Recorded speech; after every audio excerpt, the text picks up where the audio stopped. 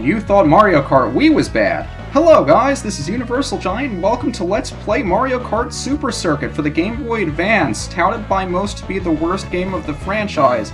But I'm biased because I loved this game to death when I was a kid, despite how bad the drifting is. Regardless, I'm going to be showing off all 10 of the Mario GPs here, which are your traditional Grand Prix races, and I'm going to be doing 100 because it's a nice balance between too goddamn easy and too goddamn difficult to control. And I will also be using Toad, because I almost said because he gets all the bitches. God damn, I need to break that habit. But you can see all of the characters from Mario Kart 64 are here, no more, no less, no unlockables. We also have Random, which would choose it for us. I would love to show off every single character in this game if the drifting wasn't so bad, which is why I'm going to be sticking with my guns. But as you can see, there are 5 Grand Prix Cups that we can choose from, and if you finish with the gold trophy while having 100 coins at the end of the cup, you can also, I have my my R and B buttons are switched right now. If you do that, you can unlock the extra cups, which are all of the SNES cups. I will be showing off one of the new cups and then one of the SNES cups just to change things up a little bit. But we're going to be starting with a couple of new courses to this game, the Mushroom Cup.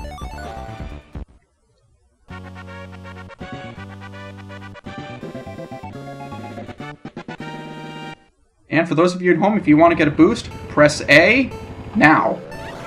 I love doing that. So, this game!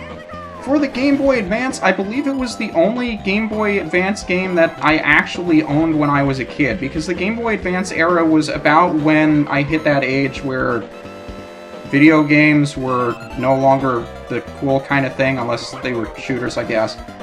But you can see where the drifting is. I try to use the drifting a little bit more than I should because it's all that I knew to do when I was a kid. A lot of people that I ask that play this game nowadays just recommend not using the drift at all.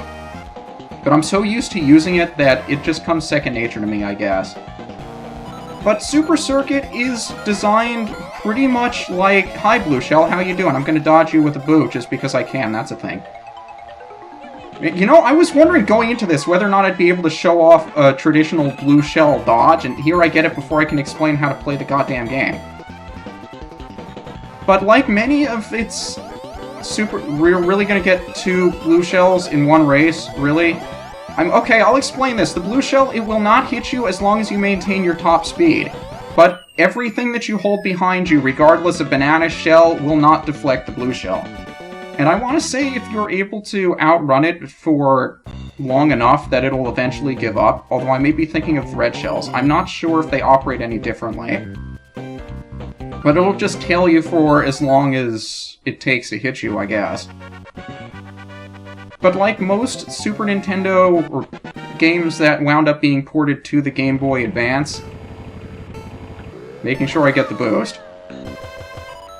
This game heavily borrows from the Super Nintendo Super Mario Kart, especially considering that all of these Super Nintendo tracks are in this game, and I will be showing them all off.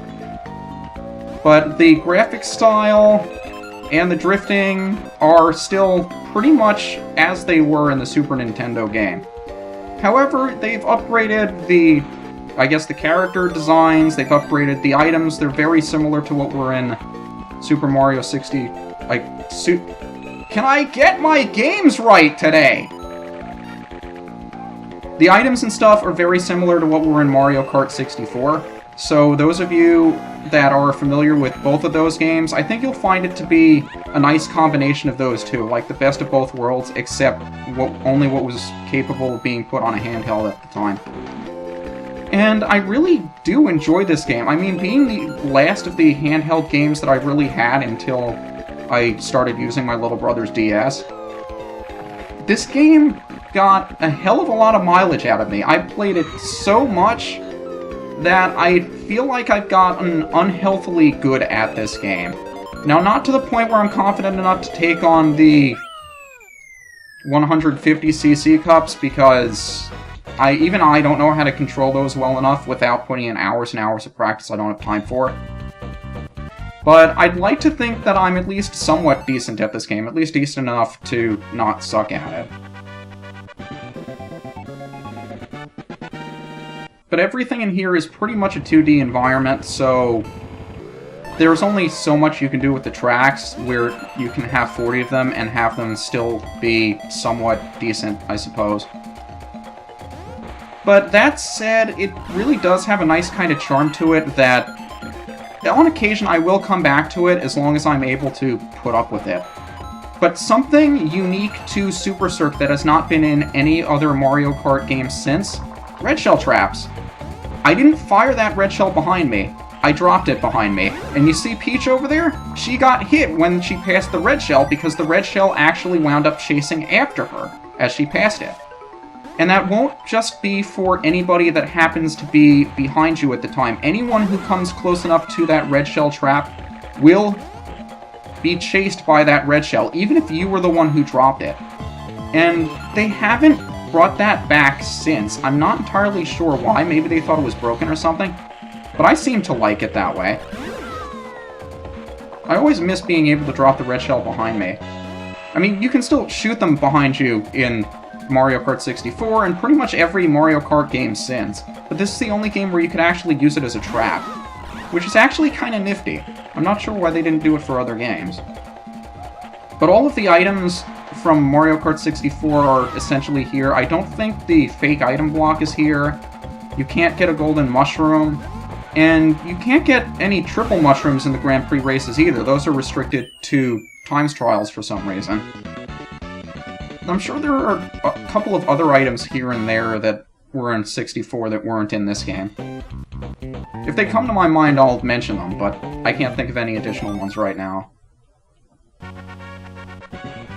And Bowser's Castle. There are 4 of them in this game. 7 if you count the SNES ones.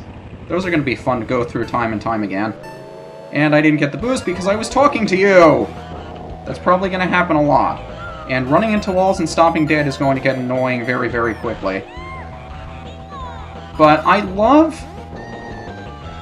I don't know where I was going with that. There's not really too much about this game that I love. I tried to brake over there as opposed to... See, I've got all my buttons confused right now. I use a specific configuration to control this game just to make drifting and using items a little bit more convenient, and that means putting my brake button where I'm used to having my R button. So, it's really awkward for me to brake in this game, which only goes to complement what I normally say about driving games or racing games. There's no need for you to use the brake button anyway. Why do you care? If you're using the brake button in a racing game, you're doing something wrong. But yeah, it's really nice to have the Boo item in here again, and it's got a special additional use in this game that I'm not going to be able to show off because I'm in first place, but if you use the Boo and you're not in first place, not only does it steal an item from somebody else, but it actually attacks the player in first place, making them lose coins and drive slower. So the Boo in this game is pretty darn broken. But that does it for the Mushroom Cup 150cc. I really like the music at the end of the races, too. It's all nice and smooth and jazzy and all that. You know, there's something underrated about a lot of Mario Kart games, the music that you hear at the end of the races.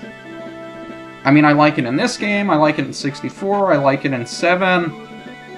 I'm trying to think of what other games I like it in, because I haven't played too much of Double Dash or DS. I'm sure they're good in those games too. But of course, the Cheep Cheep comes by and gives us the gold trophy we so well deserve. And we get a rank based on our trophy, how well we placed in the races, and how many coins we got at the end. But next time, we'll take on the Extra Mushroom Cup and get a look at some of the SNES courses. This is UniversalGiant, and I'll see you then.